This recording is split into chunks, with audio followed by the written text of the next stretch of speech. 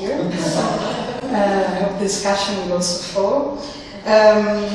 My name is MONIQUE FRASSONI. I'm the president of the European Alliance to Save Energy, which is an organization which is relatively new, which is composed by really companies very interested in energy efficiency, the European Climate Foundation, Kyoto Club, and we are a proud member of a relatively new family which has been built around the energy efficiency, which is called the Coalition on Energy Saving.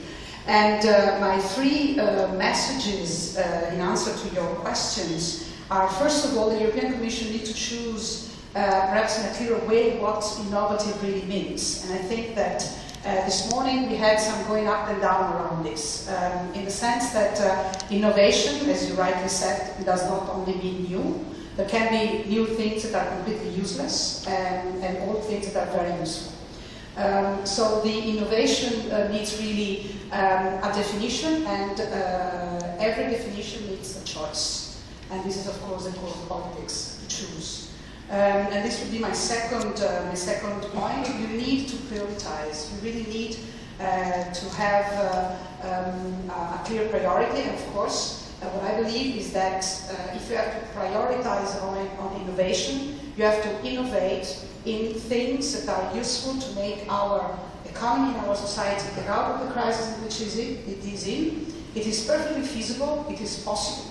We are not hopeless. Sometimes Jeremy really needs to remind this to us. But you know, our continent went through much worse periods than today, and I think that we and our generation perhaps have to be a little bit more aware of that before falling in complete depression. I also believe that to choose means, and today we heard this again, not so much to put in opposition green industry with the black or brown industry.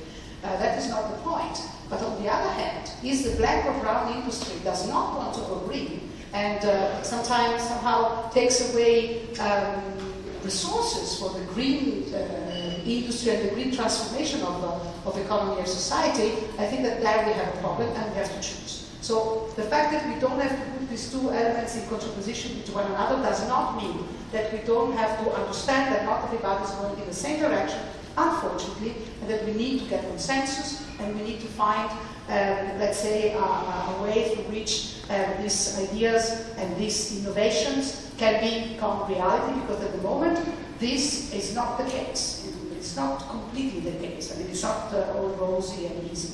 Third and last point, which was already done, but I also want to underline very strongly, in order to act, we need to have a clear regulation.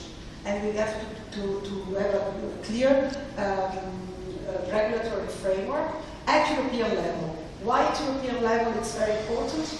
Not only because we can create a European market, which is all nice and beautiful, but also because it is less, a European framework, it is less sensitive to what ELIANE was saying before. It's to say the change of priority every 4 or 5 years. And I think that that is something that's very important. We talked about the financial sector. They all told us investment in energy efficiency would be much easier if it would have a much clearer regulatory framework. That's why I hope that the Energy Efficiency Directive will come out nicely and not totally bad. Thank you very much, and thank you very much for sticking with your 3 minutes elevator pitch. That was wonderful. I'd like to just remind ourselves one of the comments of Fulvio Conti, the CEO of ENEL, earlier this morning.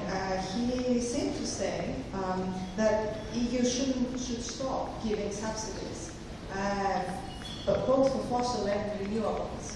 And there was, of course, quite a lot of interesting comments around that. And I would like to hear the thoughts of the panel on this, because it is really about balancing the funding, the financing of innovative, market-driven products with the cost on the government. So I'd like to hear your opinion.